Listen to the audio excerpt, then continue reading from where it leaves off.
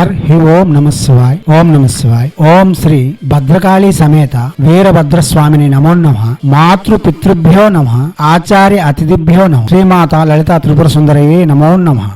శివశక్తి స్వరూపులారా, ఇప్పుడు అష్టలక్ష్మిలలో చివరిది మరియు అష్టమలక్ష్మి అయిన ఐశ్వర్య లక్ష్మి మంత్రం చెప్పుకుందాం. ఐశ్వర్య లబ్ధికి ధనలక్ష్మి యొక్క మూల మంత్రము చెప్పించుకోవడం చాలా విశేషమైన ఫలితములు ఇవ్వగలదు. ఈ సమాజంలో మనకంటూ ఒక గౌరవం పొందాలన్నా, సమాజంలో నిలదొక్కుకోవాలన్నా, సంతాన అభివృద్ధి మరియు మనం అనుకున్నది ఏదైనా సరే సిద్ధింప చేసుకోవాలన్నా, చివరికి మంచి కార్యక్రమం ఏదైనా చేయాలన్నా, అనగా ధర్మపరమైన కార్యక్రమాలు చేయాలన్నా మనకు ధనం అతి ముఖ్యమైనది. లక్ష్మీదేవి వెంటనే ధనమును ప్రసాదించే ధనాధీశ దేవత. శ్రీ మహాలక్ష్మి యొక్క ఏ మంత్రం చేసిన ఐశ్వర్యం అలౌకగా లభిస్తుంది. ఐశ్వర్య లక్ష్మి యొక్క మంత్రము ప్రత్యేకంగా చేయడం వలన విశేషమైన ఐశ్వర్యం కూడా లభించగలదు. ఆకస్మిక ధనలాభానికి మరియు వచ్చే ధనము మనకు నిలువ ఉండేందుకు, అనగా దానిని అనుభవించే యోగ్యత లభించేందుకు ధనలక్ష్మి యొక్క మూల మంత్రం చాలా వరకు ఉపకరిస్తుంది. అదే ప్రకారంగా ఏదైనా ధనం ఆకస్మికంగా మనకు లభించిన, నిధి నిక్షేపాదులు సేకరించిన, ఐశ్వర్య లక్ష్మి యొక్క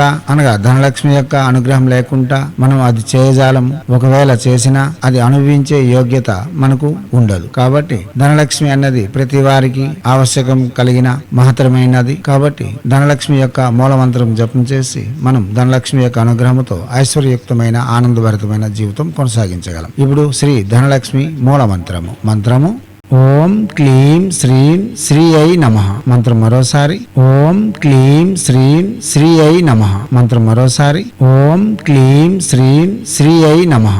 దివ్యాత్మ స్వరూపులారా, లక్ష్మీదేవి మంత్రములలో ఏ మంత్రము చేసినా శుచి శుభ్రతలు పాటించవలసి ఉంటుంది. సుస్నాతులై ఉంటూ ఎర్రని వస్త్రములు, రుద్రాక్ష, స్ఫటిక, తులసి, రక్తచందనపు మాలలు వినియోగించవచ్చు. శ్రీ మహాలక్ష్మి యొక్క ప్రత్యేక మాలలు పుష్కరమాల, అనగా పద్మ పిక్కల మాల మరియు వైజయంతి మాల. ఇవి విశేషమైన ఫలితములు ఇవ్వగలవు. ముఖ్యంగా రైతులు మరియు సైనికులు ఉదయాన్నే జపం చేయాలని ఏమీ లేదు. వారి యొక్క కర్మను ముగించుకొని ఏ సమయమైనా పర్వాలేదు జపం చేయవచ్చు.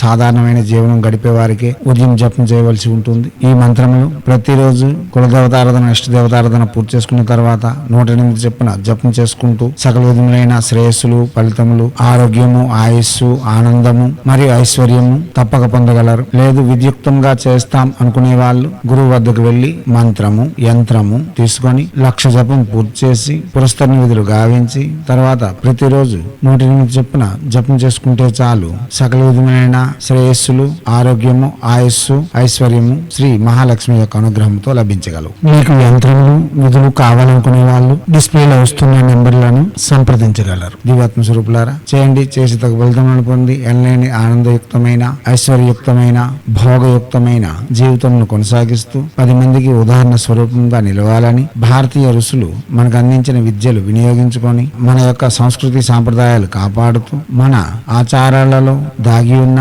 మర్మ రహస్యాలను, ఆరోగ్య నియమాలను ప్రపంచానికి వెలుగెత్తి చాటేందుకు మనవంతుగా కృషి చేయాలని కోరుతూ ఎప్పుడు మీ సేవలో రత్నశ్రీ హిందూ సేవా సమాజ్ ఆచార్య భీమసింగ్ రవికుమార్ ఆఫ్ నిఖిలానంద సాగర్ మహారాజ్.